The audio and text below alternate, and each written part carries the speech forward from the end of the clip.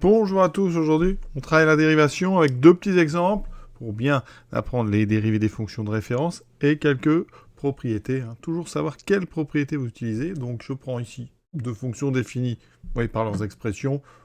On va les définir sur R plus étoile.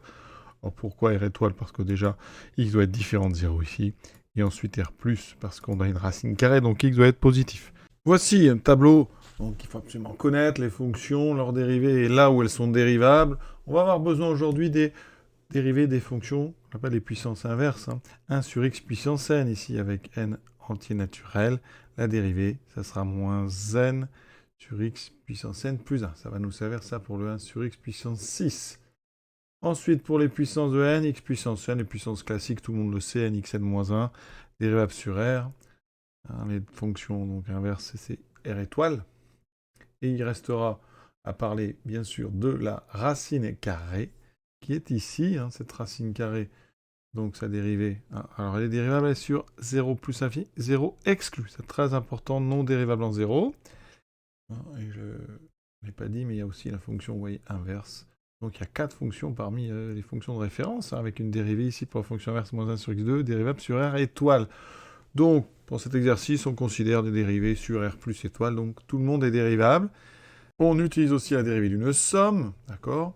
Et la dérivée d'une fonction multipliée par une constante. La constante, dans les formules, on a notre K. C'est par exemple pour le 23, donc 23x2, ou moins 23x2, c'est moins 23 fois x2.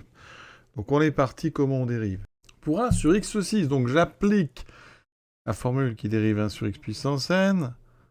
En dérivant, j'obtiens moins n sur xn plus 1. Donc ici, vous voyez, ça va me faire moins n, c'est 6. Je l'applique pour n égale 6.